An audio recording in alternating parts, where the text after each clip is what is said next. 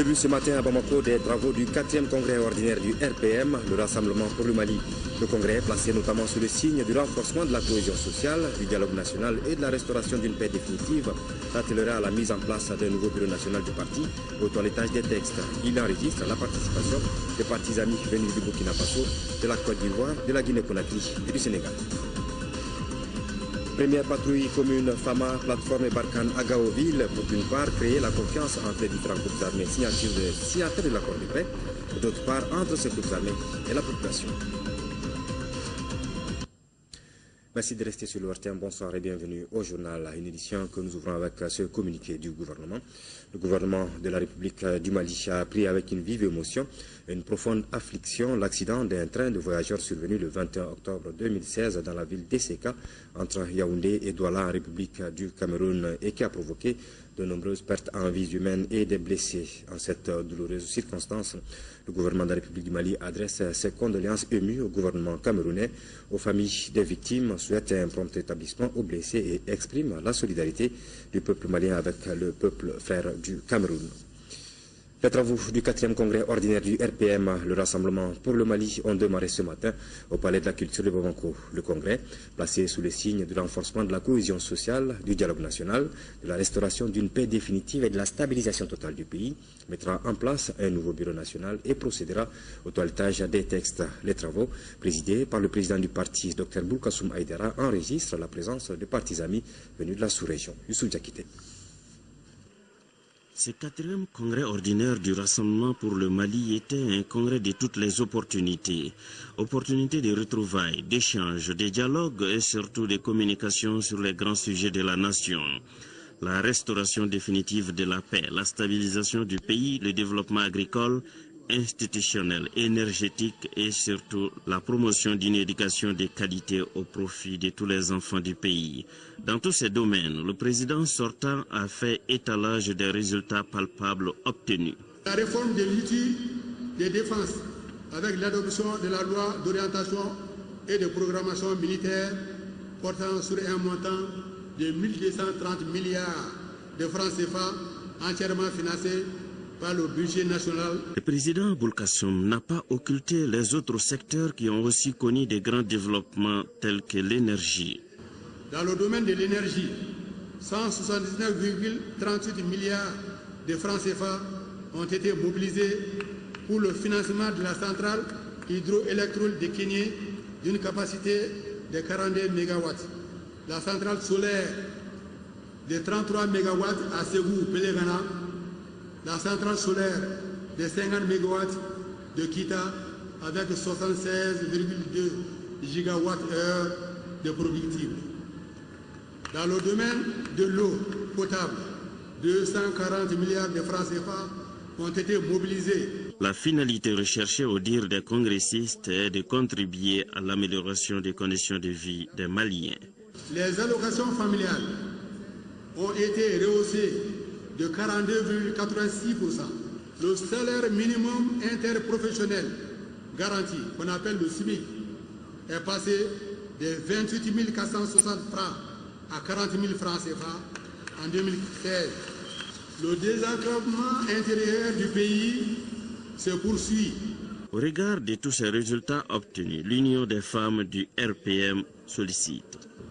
Nous, femmes du RPM, renouvelons notre engagement et notre soutien indéfectible au parti et à son président, El Haj Ibrahim Boubacar Keïta, en tout lieu, en toutes circonstances, pour relever les prochains défis. Nous demandons et soutiendrons sa candidature à l'élection présidentielle de 2018. Enfin, le président fera allusion aux récentes défections enregistrées au niveau des députés du RPM. La défection le 26 septembre 2016 des 4 députés de notre parti doit être prise comme un non-événement, car le départ de ceux dont il s'agit ressemble à une sélection naturelle de purification de notre admirable parti. Les partis amis, 23 inscrits au total, ont tour à tour pris la parole pour encourager, féliciter et surtout saluer les efforts consentis par le président de la République et l'ensemble des membres de la famille RPM, des efforts consentis pour l'amélioration des conditions de vie des Maliens et l'assise d'un véritable développement durable à tous les niveaux. Pour soutenir ces efforts, les délégués sont venus du Sénégal, de la Côte d'Ivoire, du Burkina Faso, de la Guinée-Conakry, du Bénin, du Niger et du Maroc.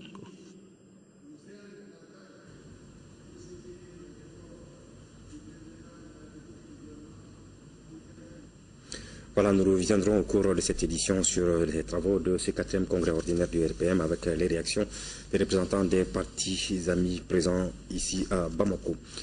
Le parti qui a conduit le Mali à l'indépendance a aujourd'hui 70 ans jour pour jour. À l'occasion de cet anniversaire, les dirigeants de l'UMRDA ont animé une conférence pédagogique. Les héritiers du président Modibo Keïta ont été édifiés sur le combat de l'Union soudanaise au Rassemblement démocratique africain pour l'unité politique au Soudan. Le point avec Salimata Dao. Le parti indépendantiste soudanais Rassemblement démocratique africain RDA a 70 ans. En ce jour d'anniversaire, les héritiers du parti ont animé une conférence pédagogique. Au centre de cette commémoration, le thème du combat de l'Union soudanaise du Rassemblement démocratique africain pour l'unité politique au Soudan. Ici, nous rendons hommage à l'action salvatrice bénie de l'Union soudanaise RDA. 70 ans, l'idéal, les valeurs qui ont soutenu l'action de ces leaders restent vivaces et d'une actualité déconcertante. Seul le rassemblement dans la diversité, au-delà des clivages partisans, a permis à ce grand parti sa réussite malgré les innombrables et difficiles handicaps à toutes les étapes et à tous les niveaux de sa longue marche. Cette célébration est un moment d'émotion et de fierté qui invite les héritiers du président Modibo Keïta à se rassembler autour de ses idéaux. Placé sous le signe du rassemblement et de la renaissance, est dédié, vous vous en doutez, à l'expression de notre reconnaissance éternelle aux hommes et aux femmes qui, en Afrique et au Mali, je devais dire Soudan, ont participé à cette épique lutte faite de conviction, de sacrifices, de brimades de toutes sortes et qui a rendu à l'Afrique, à l'Africain, leur dignité, leur honneur et leur liberté. À cette occasion, l'UMRDA a décerné des distinctions honorifiques aux fondateurs et militants du parti de l'indépendance. Les gens du UMRDA qui l'avaient dit à l'époque.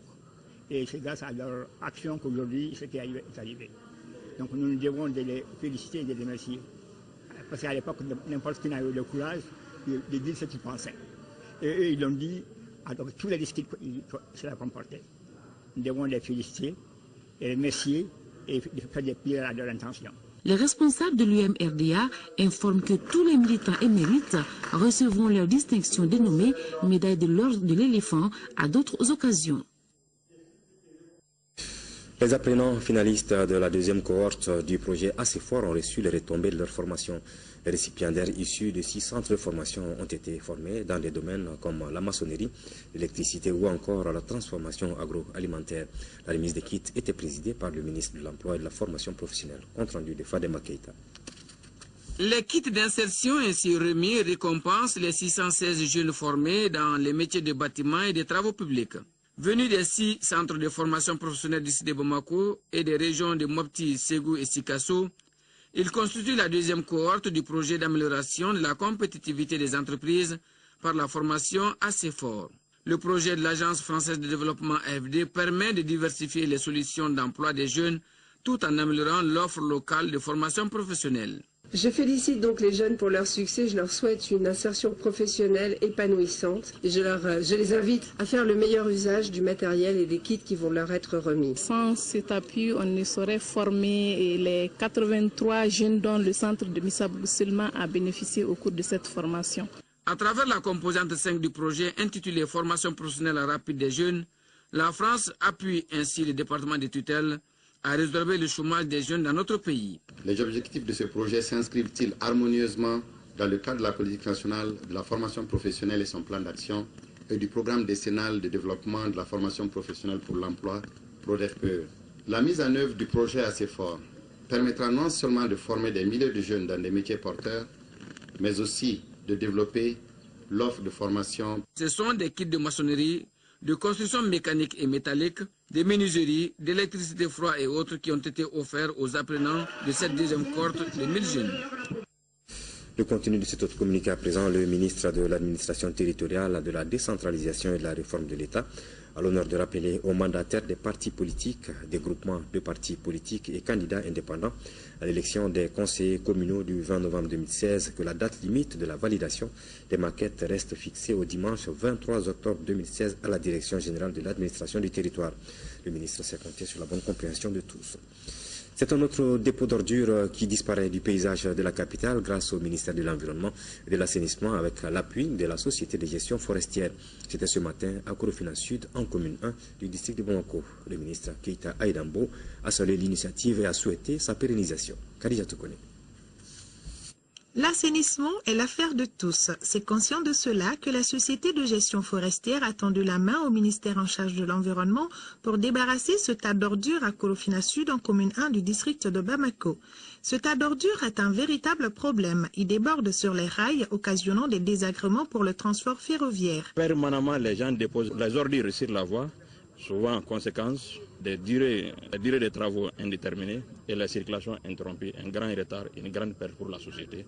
Ce tas d'ordures n'est pas loin de la mairie et du centre de santé. Il est également contigu à des jardins potagers.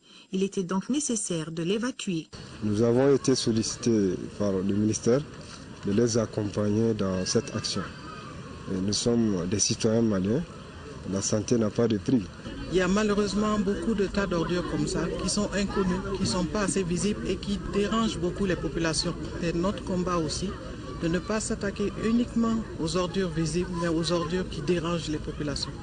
Et donc, nous allons faire ce travail aujourd'hui avec l'usine de bois et nous demandons vraiment aux gens de Korofina Sud d'entretenir l'endroit pour que ça ne devienne plus un tas d'ordures qui dérange tout le monde. Nous allons voir comment nous pouvons les accompagner. Ce n'est qu'un début. Nous espérons que dans les régions du Mali, nous allons pouvoir faire cet accompagnement grâce aux bonnes volontés. Les autorités communales se sont engagées à tout mettre en œuvre pour maintenir cet espace propre. Et en cela, c'est dans un premier temps mettre des panneaux d'interdiction.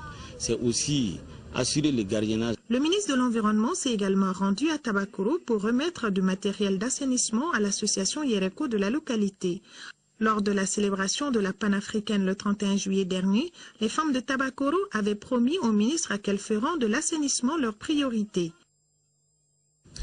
Le Mali s'apprête à lancer le projet d'appui à l'autonomisation des femmes et dividendes démographiques au Sahel. Le comité de pilotage s'est réuni hier vendredi pour discuter des derniers préparatifs. Commun à 6 pays que sont le Mali, le Burkina Faso, le Niger et la Mauritanie, le Suède est financé par la Banque mondiale à hauteur de 207 millions de dollars, dont 40 pour notre pays. D'autres détails avec Salimata Dao.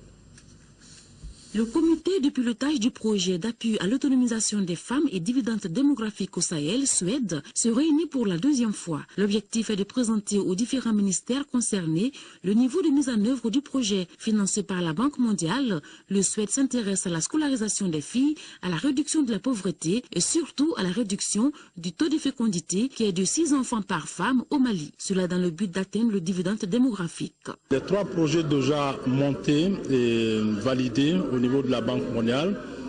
C'est un projet d'apprentissage et d'autonomisation économique des filles, un projet de scolarisation des filles, donc l'EDF Modéfi, et un projet d'appui à la santé reproductive des adolescents et des jeunes. Lancé au niveau régional il y a environ 1 an, le Suède démarre ses activités au Mali le mois prochain avec une enveloppe de 40 millions de dollars, soit plus de 20 milliards de francs CFA. C'est un projet qui a démarré en 2014. Donc, pour le bailleur de fonds, l'échéance est à partir de 2015.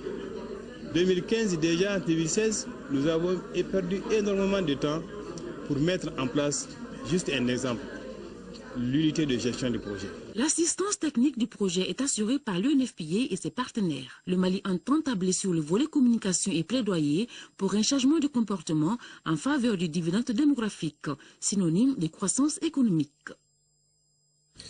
Le ministre de l'Artisanat et du Tourisme, Mme Nina Wallet Intalou, est le président du comité d'organisation du 27e sommet Afrique-France séjourne en France dans le cadre des préparatifs du sommet de janvier 2017. Madame le ministre de l'Artisanat et du Tourisme est allée solliciter l'appui du MEDEF pour aider l'artisanat malien à s'épanouir à travers les grandes enseignes françaises. Nous proposons d'écouter leur réaction au micro de Magan Finkounate. Les échanges ont été très enrichissants et il y a vraiment aussi une volonté de nous aider, d'aider nos artisans au niveau du Mali. Il y a beaucoup de pays, il y a certains pays pour relancer l'économie, surtout au niveau des artisans. Il y a des expositions dans les grands espaces pour la vente des produits des artisans et je pense qu'on a des promesses par rapport à ça, mais ça va être étudié par le MEDEF pour voir éventuellement qu'est-ce qu'il peut faire par rapport à ça. Madame le ministre m'expliquait qu'il y a un problème d'emploi fondamentalement, des développements économiques, que l'artisanat est développé au Mali, mais qu'il faut encore plus les développer, que le tourisme pourrait se développer au Mali, qu'il y a des besoins d'infrastructures, de gestion d'eau, de gestion d'électricité. Et nous, en France, vous le savez, en tout cas au MEDEF, on est très motivés par aider nos amis africains à se développer et à apporter des technologies, des infrastructures. Donc on va se revoir mi-décembre à Paris, à l'occasion de rencontres des jeunes entrepreneurs africains et français. Et puis ensuite, j'irai à Bamako, mi-janvier, où on pourra retravailler. Je serai avec une petite délégation d'entrepreneurs français aussi. Et puis il y aura surtout des médias. C'est aussi une façon de faire comprendre à la France, grâce à des journalistes, grâce à des délégations, les besoins du Mali. Fin à Bamako du Salon de la santé et de l'équipement. Cette première édition du SACEM a contribué à la création d'une synergie d'action entre les acteurs du secteur privé et public.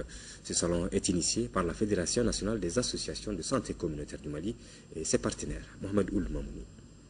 Véritable espace d'échange, ce salon de la santé et de l'équipement est à sa première expérience. Une première sur laquelle les acteurs du secteur de la santé fondent beaucoup d'espoir. Cette participation doit être saluée à sa juste dimension, puisqu'elle a été assidue, mais aussi de qualité, à en juger par les résultats des panels et les produits exposés dans les différents stands. Il faut se réjouir singulièrement de l'intérêt particulier porté aux stands de la part des populations, des acteurs, praticiens, fournisseurs et aussi des décideurs. Je profite de cette tribune pour remercier vivement les agents des 3 ministères en charge du PRODES 3, de la FENASCOM et de l'Alliance du secteur privé de la santé, le représentant résident de la Banque mondiale pour son appui financier. Selon les différents intervenants lors de la cérémonie de clôture, ce salon rentre dans la mise en œuvre de la politique nationale de la santé. La 7e session ordinaire du conseil d'administration de la Caisse malienne de sécurité sociale dédiée à l'assurance maladie obligatoire s'est tenue hier. Plusieurs points étaient inscrits à l'ordre du jour de cette session, présidée par Amadoune Konaté, ministre du Développement social et de l'Action humanitaire, président du conseil d'administration. Reportage de Mamadou Fane. 5 points sont inscrits à l'ordre du jour de cette 7e session ordinaire du conseil d'administration de la Caisse malienne de sécurité sociale dédiée à l'assurance maladie obligatoire AMO. Parmi les points examinés par les administrateurs figurent l'adoption du procès verbal et les points d'exécution des recommandations de la 6e session, le rapport narratif 2015 de la Caisse sur l'AMO, l'état d'exécution du budget 2016 de l'AMO au 31 août 2016 et le budget rectifié de cette année de la Caisse sur l'AMO. Aujourd'hui, au Mali, il n'est pas besoin de rappeler le rôle combien important de l'assurance maladie obligatoire et sa contribution à l'allègement du fardeau des dépenses de santé que supportent les ménages. Le budget rectifié de la Caisse en amont pour l'année 2015 s'élève en dépenses à plus de 9 milliards 560 millions de francs CFA et en recettes à plus de 8 milliards, soit un taux de réalisation de 90,01%.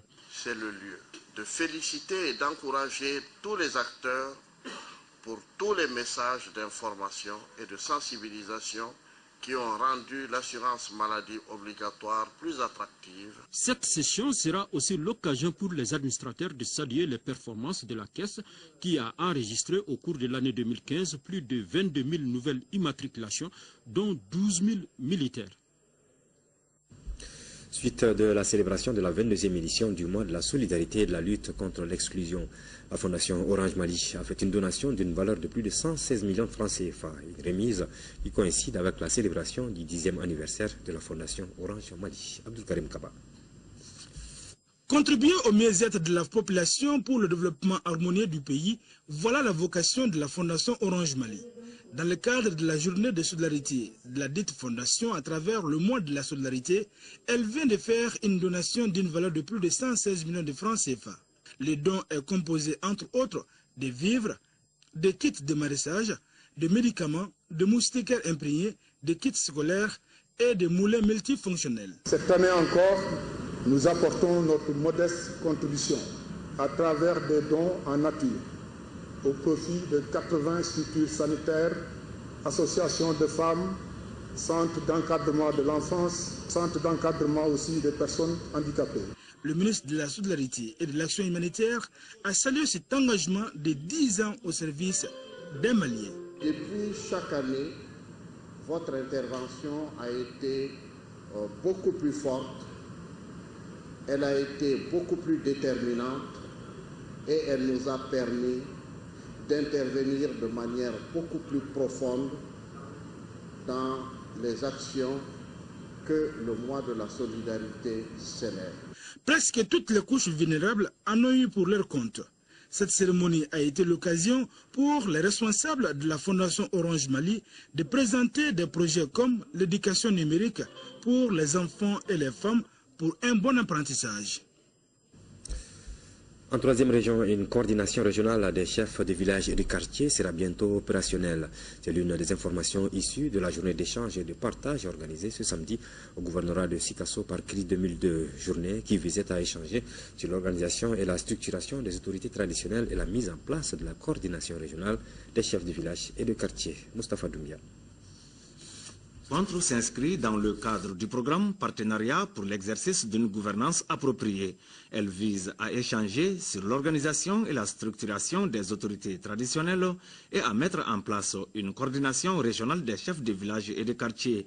L'initiative est de CRI 2002, cercle de réflexion et d'information pour la consolidation de la démocratie au Mali. Ça constitue une réponse à la décision prise par le gouvernement du Mali à travers les États généraux de la décentralisation et le nouveau document cadre de politique nationale de la décentralisation fondé sur la régionalisation et la mise en œuvre de l'accord pour la paix qui édicte l'implication des autorités traditionnelles dans la gestion des affaires publiques et la participation citoyenne. Les participants à la journée d'échange et de partage sont les chefs de village et de quartier des 7 cercles de la région de Sikasso. Au centre des échanges, l'implication de ces autorités traditionnelles dans la gestion des affaires publiques. La mise en place de cette coordination va nous faciliter le contact entre nous. Cela va vraiment multiplier nos engagements. Vraiment, c'est une bonne chose. Nous saluons cette initiative. Après la mise en place de la coordination régionale des chefs de village et de quartier, CRI 2002 entend organiser bientôt une assemblée générale à Sikasso, un cadre qui va doter la coordination régionale d'un statut. Hier, l'Institut d'économie rurale et ses partenaires étaient à Fana pour voir les champs expérimentaux du projet phosphate. Pour l'occasion, une journée porte ouverte leur a permis de constater l'impact de cet engrais granulé enrichi testé sur des champs de maïs, de riz, de coton et de sorgho. Ce projet de recherche qui est à sa phase de test paysan est financé par Gridkest SA du Canada. Dauda Kone. Valoriser le phosphate naturel de Tilemsi, PNL, et l'adopter à une grande échelle par les producteurs agricoles est le créneau de l'Institut d'économie rurale à travers le projet phosphate. L'atteinte de ces objectifs passe par une amélioration de l'aspect physique et la solubilité de cet engrais dans le sol. Dans un partenariat, l'Institut d'économie rurale et Grootkest SA du Canada mènent un combat commun en faveur du phosphate. Cette phase de test paysan intervient après celle du laboratoire et de la phase effectuée dans le champ expérimental de l'IER. Les responsables du projet et leurs partenaires étaient sur le terrain pour l'appréciation de l'effet des nouvelles formulations du phosphate granulé enrichi sur les cultures. Le PNT a des avantages, à savoir donc le phosphore, c'est l'engrais de base pour les différentes cultures. Et encore, après ce rôle-là, le PNT contient du calcium. La délégation est passée par le champ de Mariam Samake à Kossa, dans la commune de Guéniéka. Notre productrice a expérimenté le phosphate granulé enrichi dans son champ de riz, de sorgho et du maïs. Mon constat est que si vous choisissez le phosphate de Tilemsi, il garde l'humidité dans le sol, contrairement aux engrais utilisés actuellement. Après la visite guidée des parcelles, la journée a débouché sur une rencontre techniciens et producteurs. Le coordinateur du projet phosphate naturel du Tilemsi n'a pas manqué de rappeler les avantages de cet engrais sur le rendement et le pouvoir d'achat du producteur malien. Lancement à Gao d'une patrouille commune FAMA, plateforme et force Barkhane. L'objectif est de créer d'une part la confiance entre les différents groupes armés signataires des accords et d'autre part entre ces groupes et la population. Cette première sortie commune concerne uniquement la ville de Gao. Compte rendu d'Idrissa Kone. Cette première patrouille commune qui sillonnera toute la ville de Gao regroupe les FAMA, la plateforme et la force Barkhane. Elle est initiée par les mouvements armés avec l'accompagnement des autorités régionales et vise à créer la confiance entre ces différentes entités avant la mise en œuvre effective du MOC. Nous sommes au démarrage d'une activité que nous avons appelée patrouille commune et non patrouille mixte, qui va vraiment, à notre avis, et très sûrement amener la sécurité non seulement à l'intérieur de la ville ici, mais très certainement au sortir, quand vous allez sortir un peu à l'extérieur, permettre encore aux populations de voir que tout le monde maintenant, nous sommes tous d'accord et que la paix et la réconciliation est en marche. Donc c'est avec fierté que nous allons exécuter ce premier départ. Ce premier départ qui a un triple objectif, je dirais, c'est-à-dire la mise en confiance entre nous, FAMA, et vous, groupe armé. Et le deuxième objectif, c'est rassurer les populations de Gao. C'est contribuer à ramener une situation de sécurité souhaitée et apaisée dans la région de Gao pour permettre aux populations civiles de vaguer librement à leurs préoccupations. Ce premier test, avant de se lancer sur les grands axes où l'insécurité est grandissante, est une initiative qui cadre avec l'esprit de l'accord pour la paix et la réconciliation nationale issu du processus d'Alger. Avec l'appui et la bénédiction de tout le monde, c'est notre premier démarrage qu'on va faire maintenant. Ce travail que nous allons faire est très important. Il s'inscrit dans la continuité de ce qui se passe également à Ménaka aujourd'hui même. Tout ce que vous faites contribue à la sûreté du pays, à la sûreté du Mali, à sa stabilité et donc à sa prospérité. Vous, ce matin, vous êtes des hommes de bonne foi, de bonne volonté, des hommes courageux qui avaient osé faire ce premier pas. Ce type d'exercice sera désormais fréquent dans le but de sécuriser les personnes et leurs biens. Voilà, retour à présent sur les travaux du 4e congrès ordinaire du Rassemblement pour le Mali, le RPM, travaux qui ont donc démarré aujourd'hui à Bamako. Retour donc sur les réactions des représentants des partis amis venus donc participer à ces travaux, des réactions recueillies par Modibo Mariko. 4e congrès du RPM, Rassemblement pour le Mali, un forum aux enjeux multiples dont certains dépassent le contexte national. Pour la réussite d'un tel événement, le parti du Tisserand a reçu l'appui sinon la solidarité de certains camarades.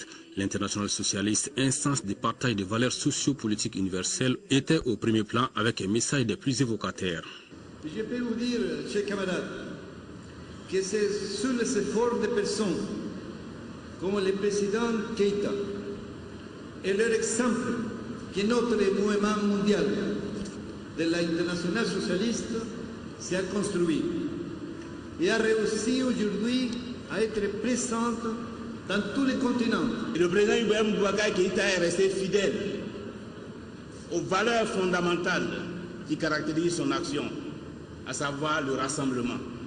Ce n'est pas un hasard si le parti qu'il a créé s'appelle Rassemblement pour le Mali. Message de solidarité, mais surtout d'invite à persévérer dans l'effort. Pour les représentants du Parti socialiste sénégalais, par exemple, les liens entre le Mali et son pays transcendent l'ère des partis. Et pour la consolidation de ces liens, Ousmane Tanor Dieng invite l'URPM à resserrer ses rangs. Partageant bien plus que l'idéologie socialiste, nos deux partis sont engagés dans un combat pour le progrès de la liberté, de la démocratie, de la justice sociale et d'une humanité commune. J'aimerais tout simplement encourager la jeunesse du RPM, leur dire que vous avez des jeunes au Burkina Faso qui sont prêts à vous venir au secours. Nous sommes là pour vous.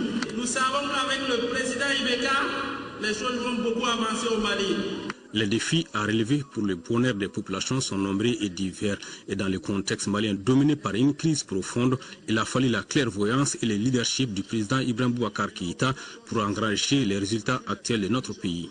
Je voudrais saisir cette occasion pour réaffirmer notre engagement et renouveler notre disponibilité à renforcer les liens d'amitié et de fraternité qui unissent nos deux peuples. Nous félicitons le RPM, nous félicitons le peuple malien,